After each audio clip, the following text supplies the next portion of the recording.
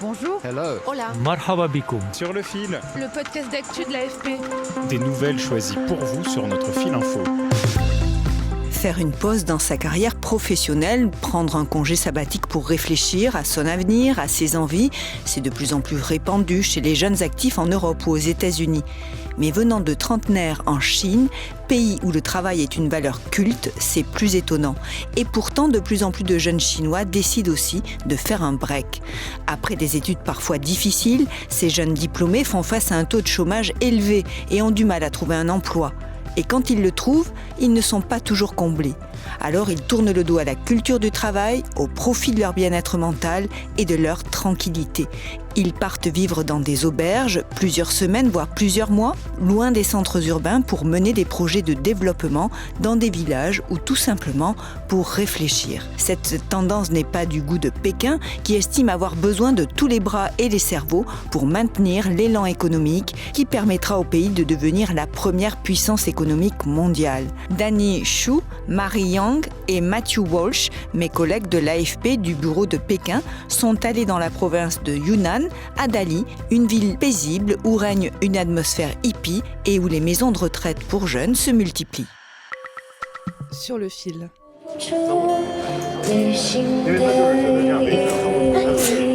L'atmosphère est chaleureuse, une jeune femme chante et s'accompagne à la guitare.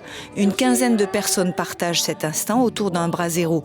Les uns chantent, d'autres discutent en petit comité en buvant tranquillement une bière.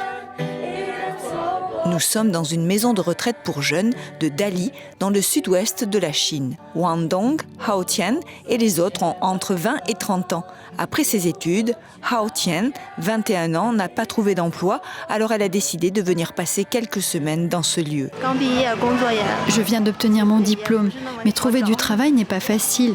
Je restais à la maison toute la journée, jour après jour. Alors je suis venue ici pour rendre ma vie plus épanouissante et pour essayer de casser la monotonie. Depuis la pandémie de Covid-19, l'économie chinoise patine, avec une crise du secteur immobilier, une consommation en berne et la récente hausse des droits de douane américains. Mais surtout, un chômage élevé chez les jeunes urbains. Depuis des mois, le taux de chômage des 16-24 ans dépasse les 15%. On écoute mon collègue Matthew Walsh qui a enquêté sur ce sujet. Beaucoup de jeunes en Chine se sentent de plus en plus apathiques et même légèrement pessimistes quant à leur chance de mener une carrière professionnelle solide ou épanouissante. Et ils ont l'impression que s'ils acceptent des emplois, ils ne seront pas très bien payés et devront travailler très dur et qu'ils s'épuiseront au travail.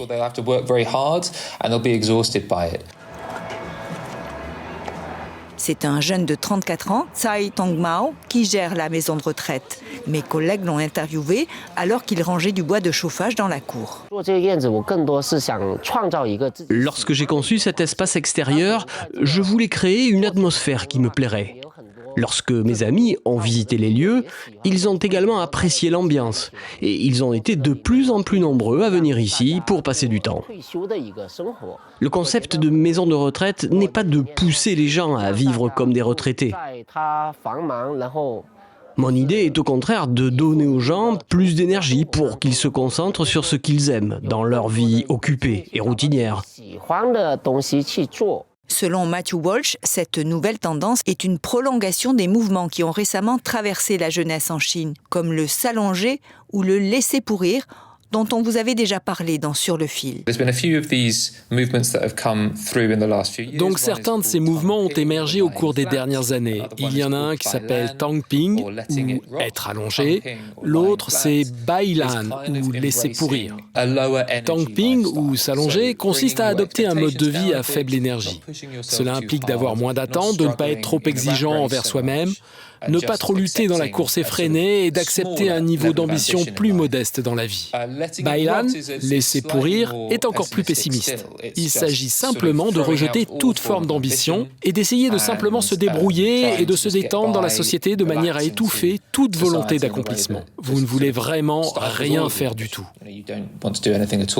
Et puis la troisième tendance, les maisons de retraite pour jeunes qui remettent en question la place d'un travail éreintant au centre de leur vie. La retraite pour jeunes consiste à faire beaucoup de choses, comme se détendre, ne pas se forcer beaucoup soi-même à pousser trop fort, sortir de la compétition effrénée, mais c'est plutôt vu comme un moyen de retrouver votre énergie, pour espérer plus tard retourner dans le monde du travail, avoir la carrière et le style de vie que vous souhaitez, devenir et maintenir votre position dans la société.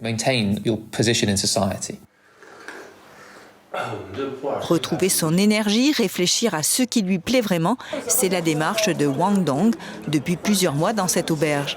Âgé de 29 ans, il s'est lassé de son travail dans l'hôtellerie. C'est très enrichissant pour moi de vivre pendant cette période des choses qui ne se mesurent pas matériellement. C'est très important pour moi.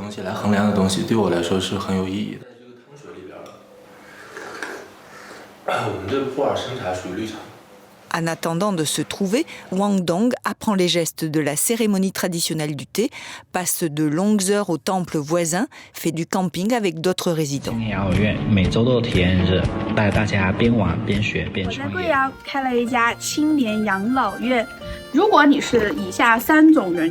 Les maisons de retraite pour jeunes ne sont pas vraiment vantées sur les médias nationaux, mais plutôt sur les réseaux, à commencer par Douyin, le TikTok chinois. Car dans une Chine où la culture du travail est essentielle, les résidents des maisons de retraite sont souvent qualifiés de feignants sans ambition. Ce que déplore le fondateur de l'un de ces lieux, Yan Bingyi. Selon lui, ces pauses permettent de ne pas céder à la pression sociale et de se concentrer sur soi-même. Je n'approuve pas vraiment l'idée selon laquelle les jeunes doivent pratiquer le ping-tong, s'allonger en français. Nous sommes tous confrontés à une pression sociale invisible. Et les choses peuvent devenir difficiles lorsqu'elle atteint un certain niveau. Alors, que faire ?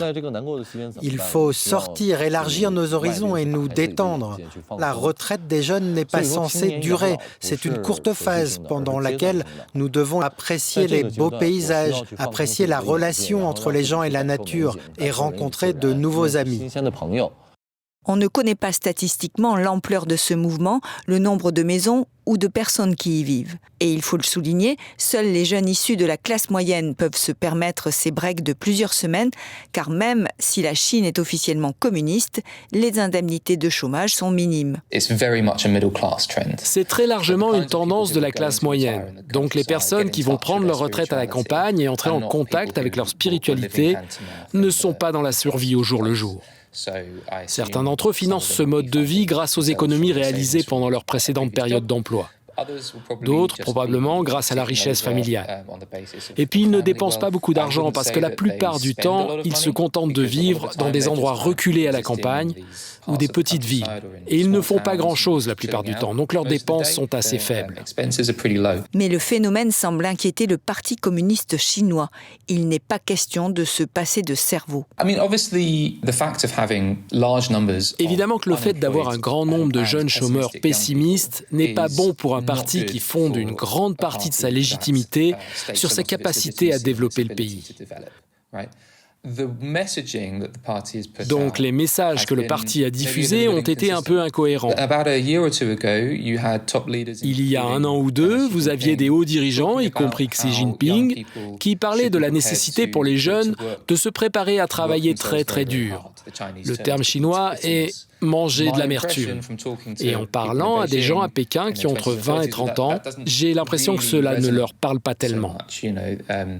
Ils n'attribuent pas leurs problèmes à un manque de désir de travailler. Beaucoup veulent travailler dur, mais ne parviennent tout simplement pas à trouver les opportunités. Et puis, au cours de la dernière année environ, le gouvernement a changé un peu son message à ce sujet et commencé à parler du fait qu'il est très très important de continuer à créer de nombreux emplois que les jeunes seront prêts à occuper et dans lesquels ils s'épanouiront. Donc oui, pour le Parti communiste, c'est assez complexe à comprendre. Complex thing to grapple with, I think. Autre maison de retraite pour jeunes, autre ambiance. L'heure n'est pas au repos, mais à la pédagogie. Dans un village dans la banlieue de Pékin, Chen Tiankun anime un atelier vidéo destiné aux villageois. Certains ont des chambres d'hôtes qui ont du mal à se mettre en valeur. Chen Tian-kun et les résidents leur apprennent les rudiments de tournage et de montage vidéo. Nous apprenons aux villageois à filmer et à monter, et à publier de courtes vidéos. On y va petit à petit. S'ils sont analphabètes et ne savent pas comment utiliser le logiciel, nous leur expliquons à quoi servent les fonctions spécifiques. Nous leur apprenons pas à pas. Ce concept, qui correspond davantage à la politique du gouvernement chinois, allie deux objectifs: redonner de l'impulsion économique à des zones rurales dépeuplées, rester à l'écart du boom économique et permettre à des jeunes urbains de rebondir professionnellement. Le projet de maison de retraite pour jeunes sur lequel j'ai travaillé est en fait un lieu où l'on peut apprendre, stimuler ses émotions et créer une entreprise à la campagne.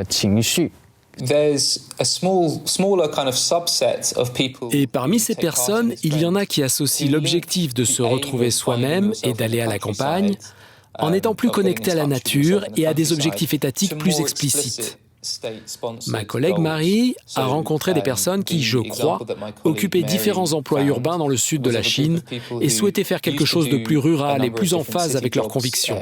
Ils ont donc déménagé à la campagne, près de Pékin, et leur objectif est de tenter explicitement de développer des villages vieillissants et en déclin, ce qui est tout à fait en ligne avec une politique gouvernementale de revitalisation rurale.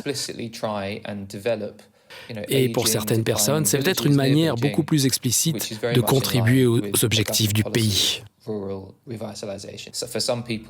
Pour d'autres, c'est juste un moyen de se détendre pendant quelques mois avant de trouver un autre emploi. Merci de nous avoir écoutés. Je suis Emmanuelle Bayon. Sur le fil revient demain. Si vous avez aimé cet épisode, alors n'hésitez pas et mettez-nous plein d'étoiles. À bientôt.